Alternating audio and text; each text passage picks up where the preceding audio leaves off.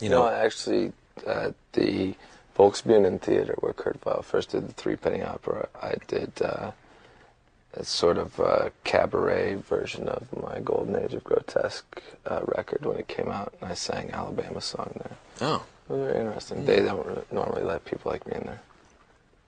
So I like Kurt Weill. Yeah. I see where it came from. Yeah. And so... people said I really liked that Doors song you did. Yeah, of course. Everybody, there's several generations now that think it's a Doors song. But, you know, that's natural. However, there's probably a generation that... yeah, they're going to think that I wrote Nightmare Before Christmas. Exactly. And then, you know what? So I'm going to take all the credit for it. It's fine with me. It's absolutely fine. So, but it was the idea was not to sound like rock. That's why it's so ironic and weird that would come around, I think, what is this now, 37 years later?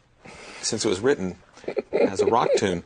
And I also got to hear the theme to Pee-wee's Big Adventure played by Primus in a live concert in New York. Oh, I thought you were going to say your cell phone. No, with a... Ouch. No, I do that. I saw about like 1,000 kids in a great mosh pit circle to Pee-wee via Primus. So, you know, it's weird how things kind of come around. And, of course, I never expected when I wrote this tune back in 37. Did I say 37 years ago? It was 37 when I wrote it, that it would find its way to Manson's version now. You know, it's like you just...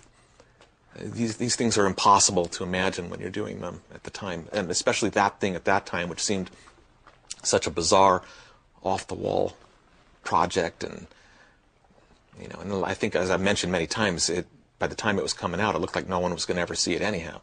So it was almost like a moot point. It was already perceived as a failure before it opened. Well, that's always the big drag pressure thing about film music. That you do a lot of them, and there's a lot of music. So I've done 60 scores and, 60, 70 minutes in each one. So when you're doing that much music, and I'll do maybe 3 in a year, it's hard to you can't not duplicate yourself. And so I'm always aware of falling into a trap of doing something that, everybody knows that's what I do, and it's easy for me to do. I try to not do that as often as I can, but sometimes I can't help it. But that's always an internal pressure that I feel. And the only way around that is just not maybe do one film score every 2 or 3 years. And it just doesn't work out I personally, just as a fan, was impressed that everybody perceived a certain, I guess, cartoonish or like more of a fun kind of element to what you did when you started doing some darker things, that it was great and it worked, and it really kind of kept you from being known as just one thing. Well, thank you. I mean, I'm still trying not to be known as one thing. No, I think it's just known as something that's quality that people like. Like a brand name. Yes. Right.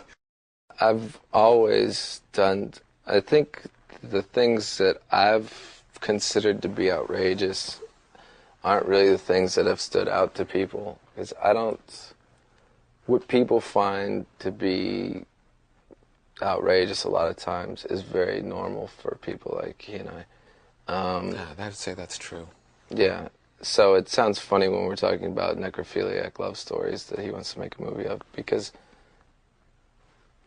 just the sentence itself normally provokes which kids you sitcom. Kids you should not have necrophiliac love affairs. Doesn't I should just say Disney instructed me to tell people, do not have necrophiliac love affairs or take LSD or wear black panties when listening to my version of his song.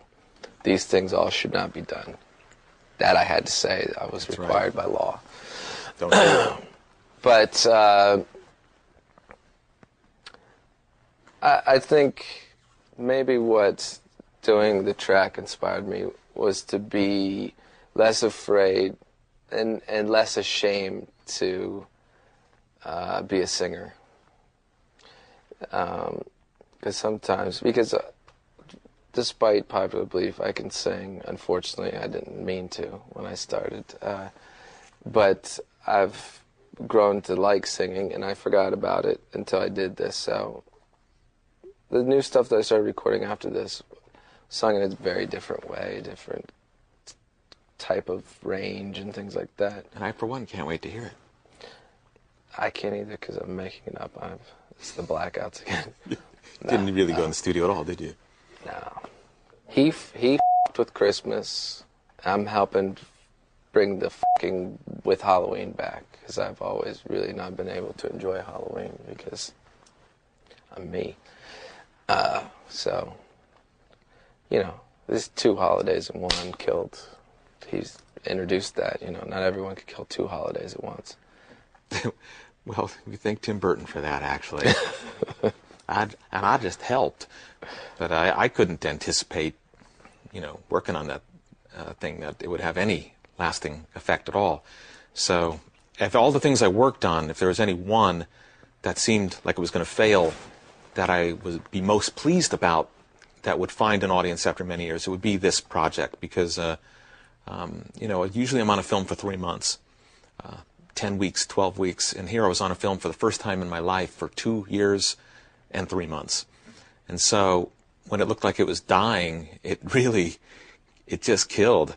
And so to have it a decade later, it was suddenly like, yeah, people are still, they're into that, and there's like it's like still out there, was a very weird surprise. But like I said, out of the 60 things I've done, if I was going to pick one that I would go, I just wish that one would find an audience down the line, because they never do.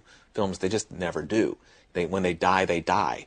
And, you know, 1 out of 1 million will have the luck of becoming a zombie and coming back to life later. And this is one of those lucky zombies. But this would be the one, because I was real proud of it. And Tim was really, his whole design and everything he put into it was brilliant. And Selleck, everybody worked so hard on it. And kind of looked like no one's going to see this thing.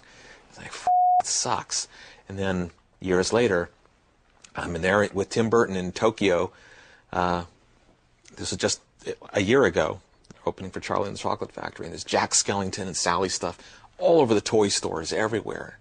And it didn't really dawn on me, really, until then, that it had, in a subversive way, entered some kind of undercurrent and moved around. It got caught in a riptide of some current and spread, and it was a great feeling. I was excited to be a part of kind of declaring its longevity. I think that's what this re-release does. It kind of thank you for that. Puts it in the, I guess, alongside all of the other Christmas movies, like The Santa Claus, which is another favorite of mine. I never saw that. I'm just kidding.